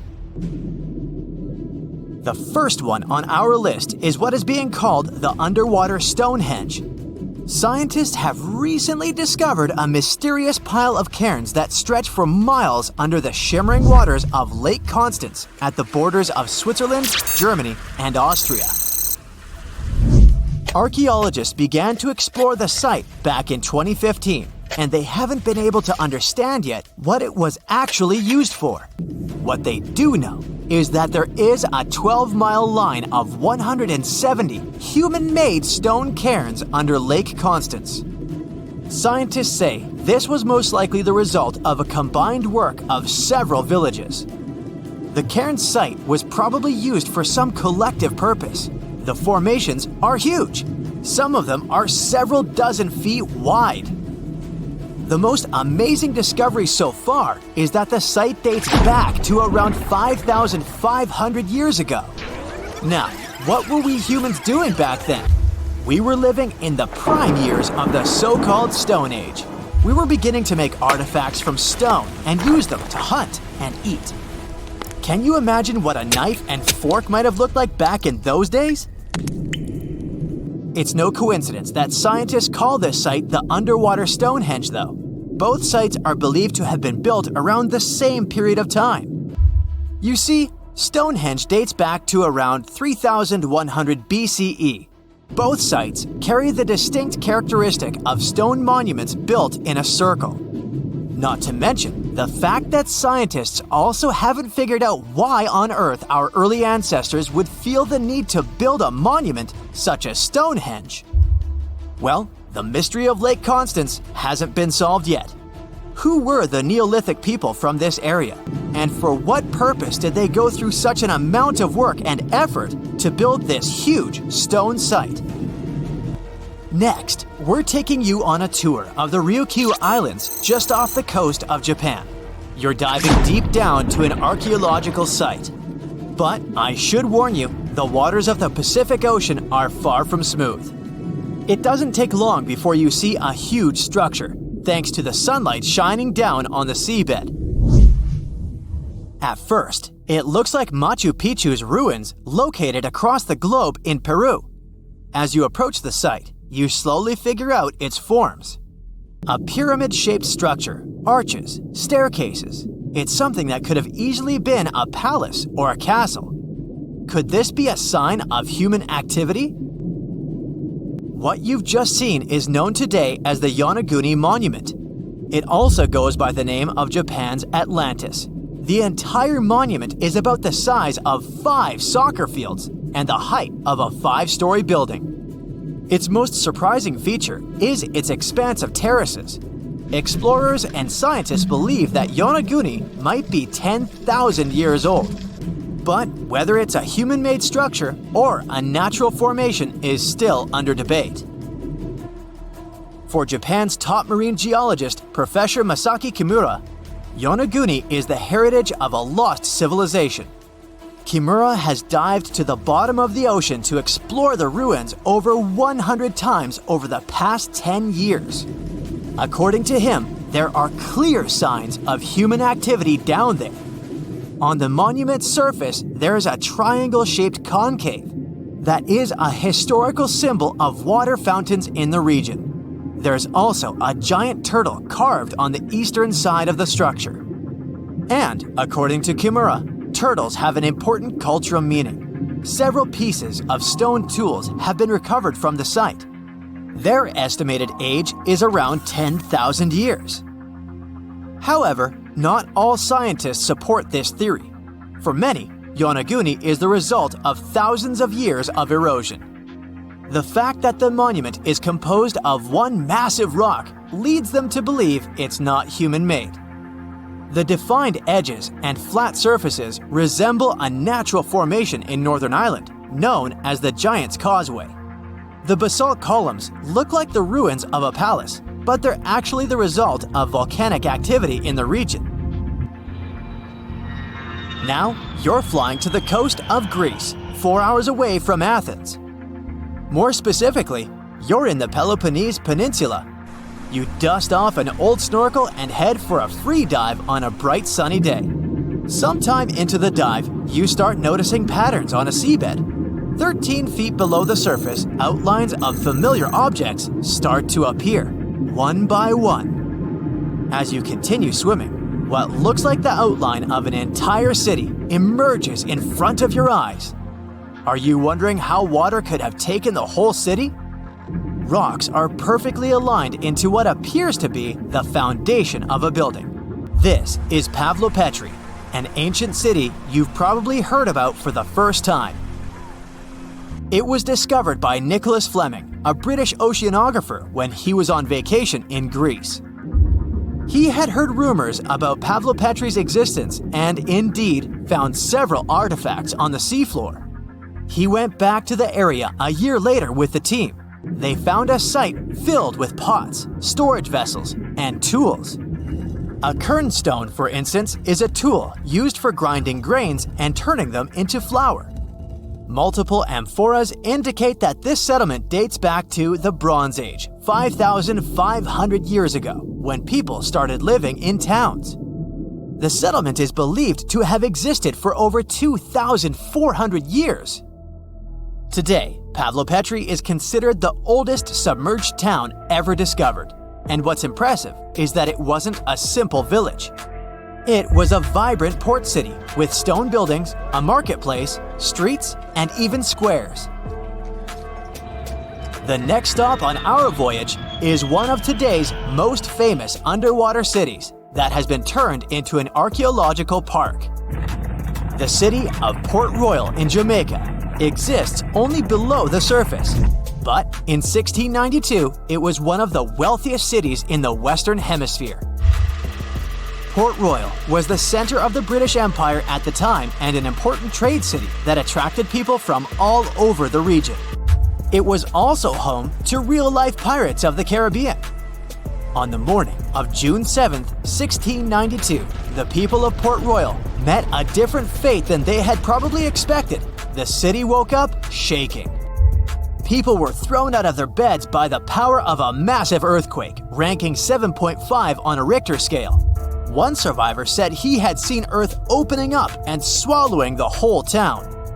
What he said could be true, as the city was mainly built on sand. The ground swallowed buildings, roads, you name it. Geysers erupted, and finally, waves as big as 10-story buildings hit the city. About 33 acres of the city disappeared under the water. Amazingly, most of its 17th century remains are still in good condition under 40 feet of water. Archaeologists have found taverns, storage rooms, kitchens, and recreational buildings used for diverse purposes. You can also see a grand lion statue, a submerged bridge, and many picturesque arches. Of course, I saved the best for last: India. Just off its coast lies another sunken marvel. A site known as the Lost City of Cambay is located in the Gulf with a similar name. It remained undiscovered until 2001, when the National Institute of Ocean Technology made a routine water assessment. With the help of sonar technology, which sends a wave sound to the bottom of the sea, they found something far beneath the surface. Images showed well-defined geometric shapes spread along a 5-mile stretch. The remains date to more than 9,500 years ago, meaning this civilization was lost at around the end of the Ice Age. Debris recovered from the site included construction material, pottery, beads, sculptures, and even bones. Scientists argue whether these artifacts are indeed from the site, but if they truly are, then the lost city of Cambay might be the oldest civilization in the world. In November 1922, a boy walked through the desert mountains of Egypt and discovered some ancient steps carved into the rock. Subsequently, this find became one of the world's largest and most significant archaeological discoveries. This step was part of Tutankhamun's untouched tomb. Archaeologists found about 5,000 ancient objects, including jewelry, fabrics, painted vases, and funeral masks.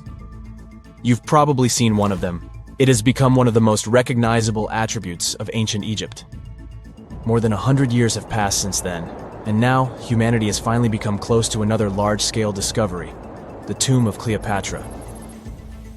This queen was the last active ruler of the Ptolemaic Kingdom of Egypt, who sat on the throne from 51 to 30 BCE. There are many ancient records about Cleopatra, her reign, and her unusual personality, but until now, no one has discovered the secrets about her passing away in the burial place. So, one archaeologist, Dr. Kathleen Martinez, has been studying ancient records and temples around Alexandria for decades, and concluded that the tomb of the queen should be located under the ancient city of Taposiris Magna, founded in 280 BCE. It was a big city on the northern coast of Egypt, where tens of thousands of people were engaged in trade and industry, and it seems that Dr. Martinez's guesses turned out to be correct. She and a group of archaeologists have discovered a secret underground tunnel near Alexandria, with a length of about 0.8 miles. It was cut into the rock under Taposiris Magna's temple. During further excavations, they found many things that indicate Cleopatra's tomb lies in the tunnel's depths. It's also possible that she is buried there together with the Roman commander, Mark Antony. According to ancient records, Cleopatra and Mark Antony loved each other and together opposed the Roman Senate, which declared Antony a traitor. The fact that natural disasters have occurred on the territory of Taposiris Magna for thousands of years can complicate the excavations. Earthquakes and floods destroyed the city and possibly flooded its underground tunnels. But archaeologists hope the ancient tomb remains untouched, and that it hides many treasures and records about the royal life of ancient Egypt during the reign of the last dynasty. There's a chance that excavations will go underwater and in the mud. This will require much time and funding, but archaeologists are sure it's worth it. Anyway, it's too early to say that Cleopatra is really buried there, but scientists have found many things in the tunnel that confirm this, including clay pots, dozens of coins with the image of Cleopatra and Alexander the Great, as well as a bust with the image of the Egyptian queen. Cleopatra is still one of the most popular personalities in Egypt, on an equal footing with Ramesses III and Tutankhamun. She inspired many films, paintings, and books, but what made her so popular?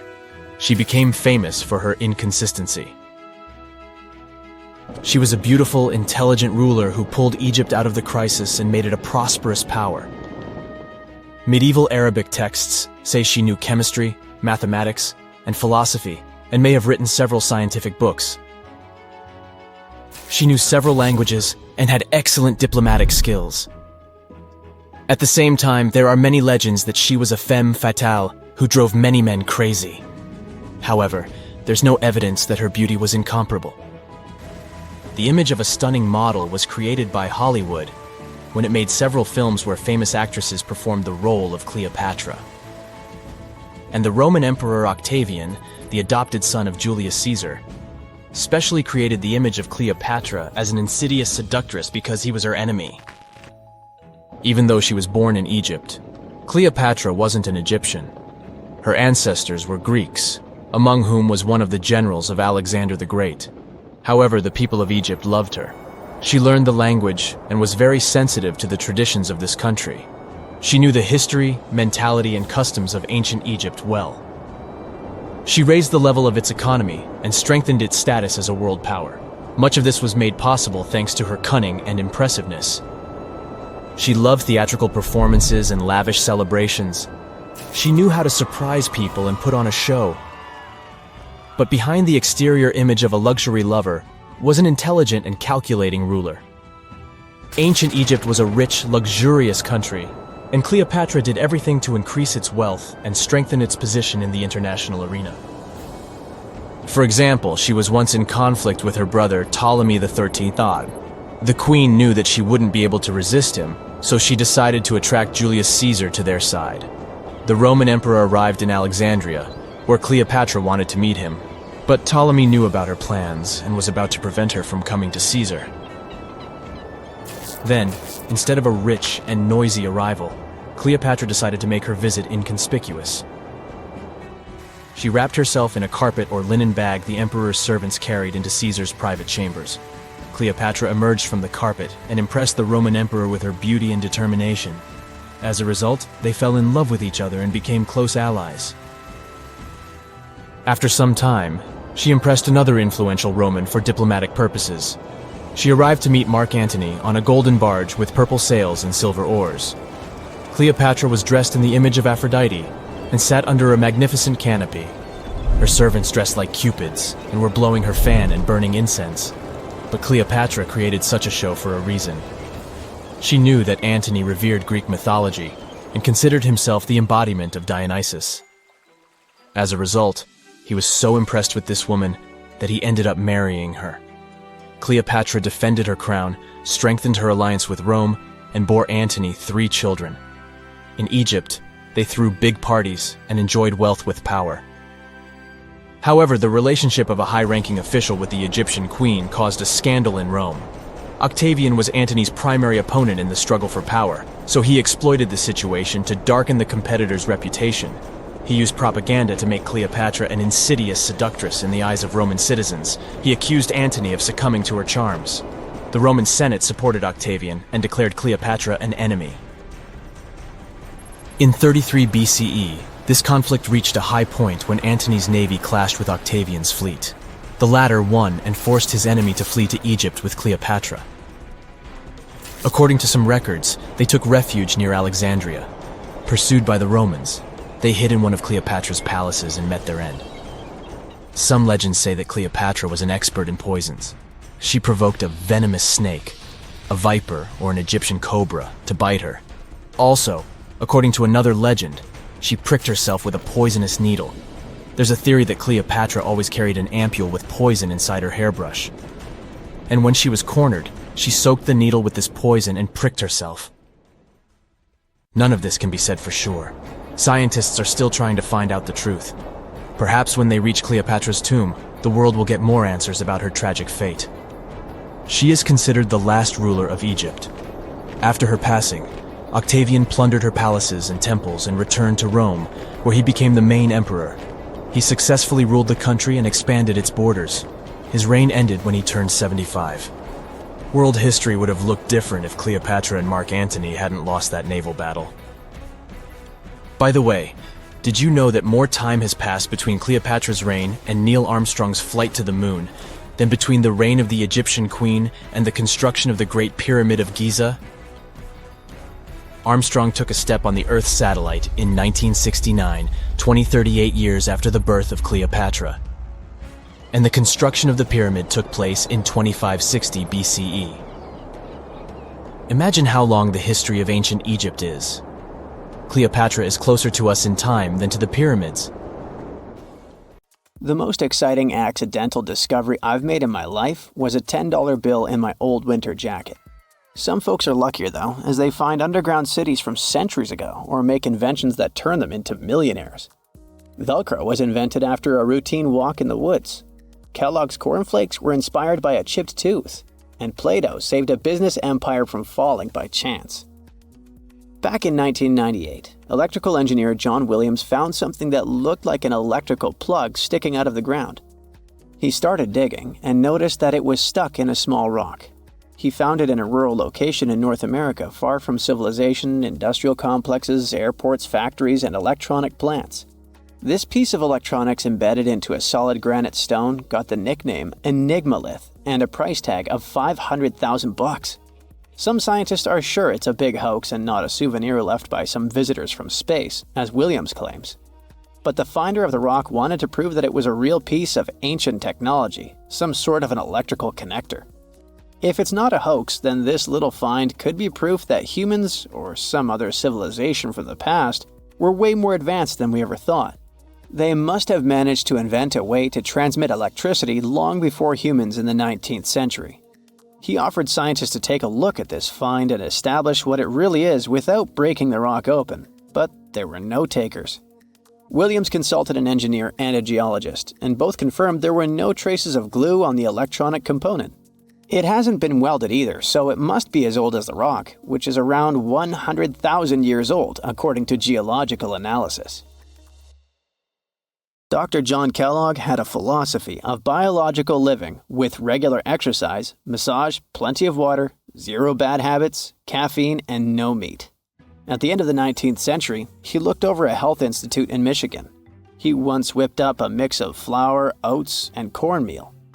He thought that by baking whole grains at high temps, they'd be easier on the stomach and healthier overall. He baked the mix twice and first made cookies, but a patient chipped a tooth on that version. Then he decided to break it into small pieces.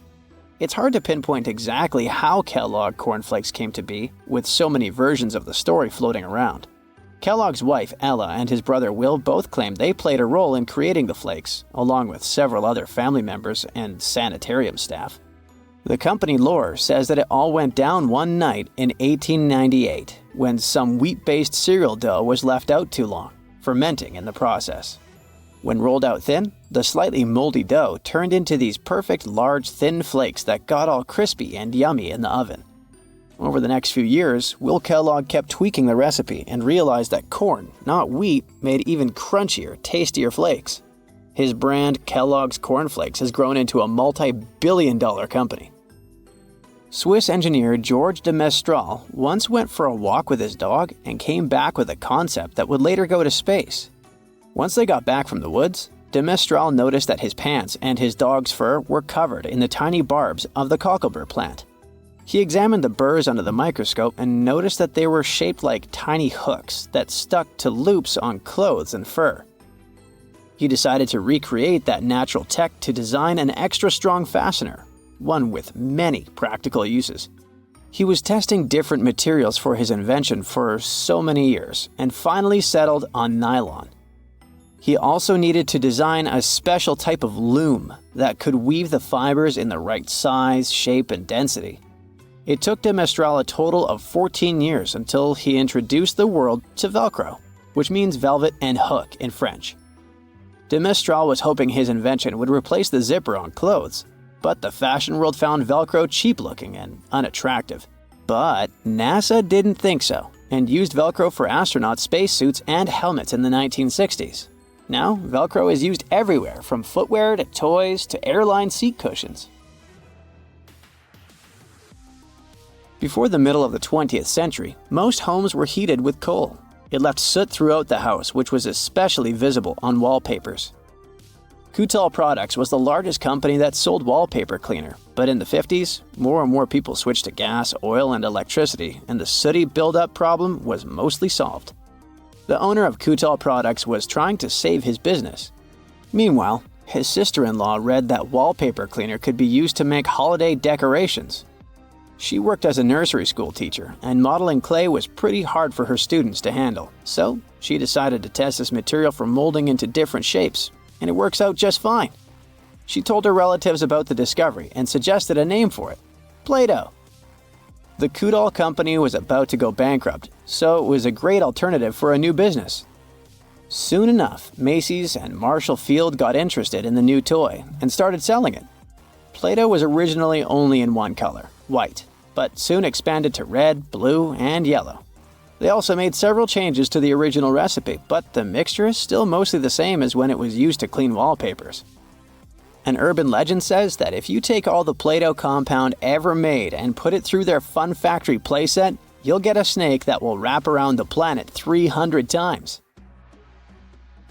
A man in Turkey was renovating his home when he knocked down a wall in his basement with a sledgehammer. He found a tunnel behind the wall that led to an ancient underground city.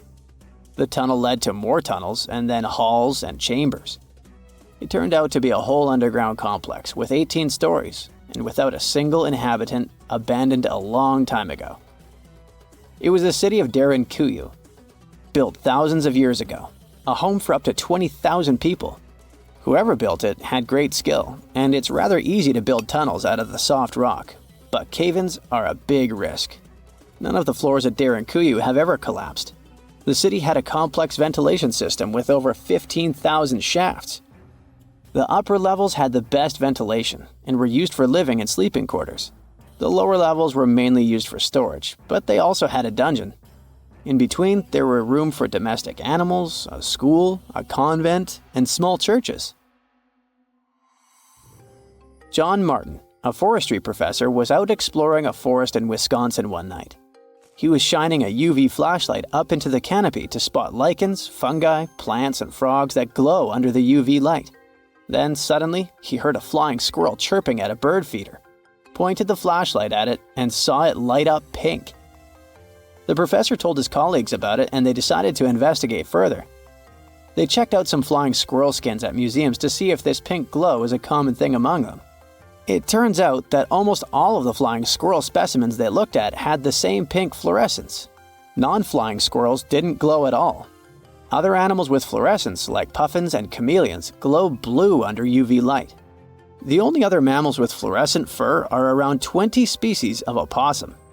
They live in different ecosystems and have different diets. The only thing they have in common with flying squirrels is that they're all active at night. And regular squirrels prefer sunlight. There's enough ultraviolet light in low light conditions, and nocturnal animals need UV vision. So the pink glow might have to do with nighttime perception and navigation, especially in cold and snowy conditions. Or it could be a way for male flying squirrels to attract prospective mates. It could be a sort of mimicry.